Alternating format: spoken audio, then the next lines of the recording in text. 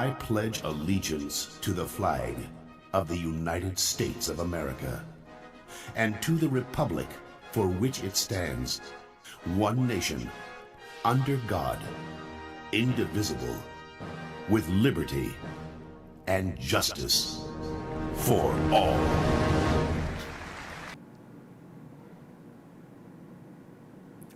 Good morning, Patriots. Today is Friday, March 18th. We have a great show for you today. So stay tuned. I'm Issa. And I'm Drew. And you're watching WAHS News. Good morning, Patriots.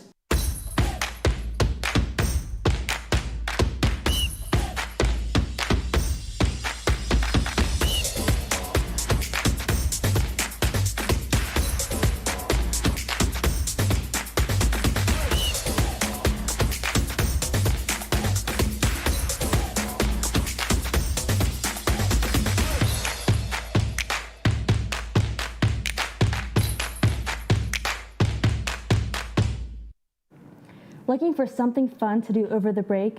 Well, we have the perfect spot for you.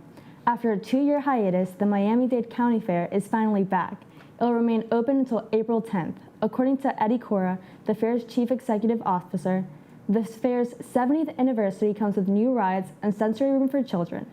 There are also more choices for food and desserts. The fair is offering deals such as $5 admissions on Thursdays, $6 admissions before 6 p.m. on Mondays to Fridays, and more, so be sure to check it out.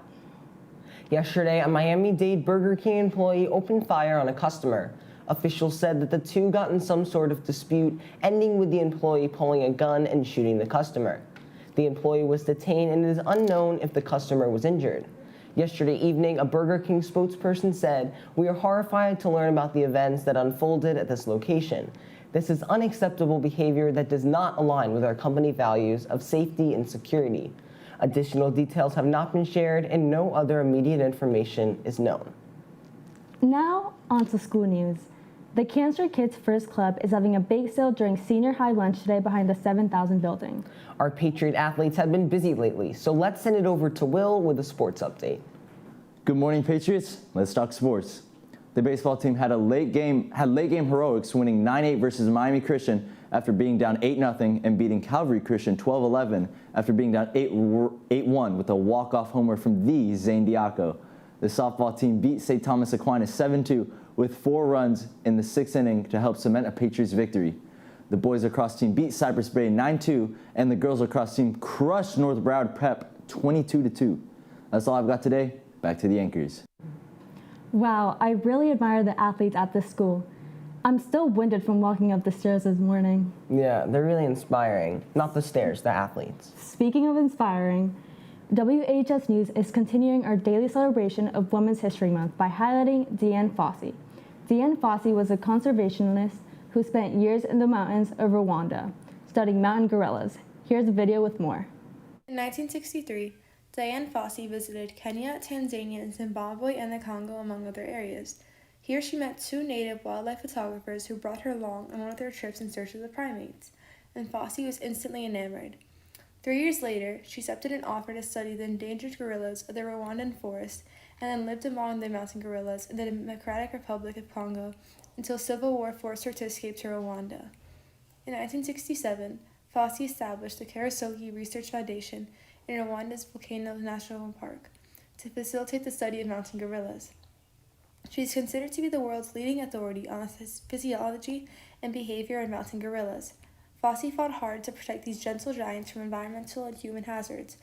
She saw these animals as dignified, highly social creatures with individual personalities and strong family relationships. Her active conservationist stand to save these animals from game wardens, zoo poachers, and government officials who wanted to convert gorilla habitats to farmlands caused her to fight for the gorillas not only via the media, but also by destroying poachers' traps. Today, Dianne Fossey's work continues through the Dianne Fossey Gorilla Fund International, under which the Karasoke Research Foundation continues to operate. According to the Dianne Fossey Gorilla Fund website, since Fossey's death in 1985, the fund's activities have expanded to include the protection of eastern lowland gorillas in the Democratic Republic of Congo, as well as the mountain gorillas in that country's Virunga National Park and other endangered species in the gorillas' habitats.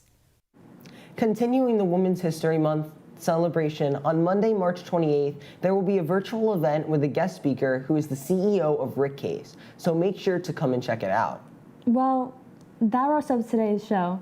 Lunch will be basically whatever you can find. Make sure to follow us on Twitter at WHSTV and on Instagram at WHS_news. Signing off for WHS News Multimedia Takeover, I'm Drew. And I'm Issa. Have a lovely day, Patriots.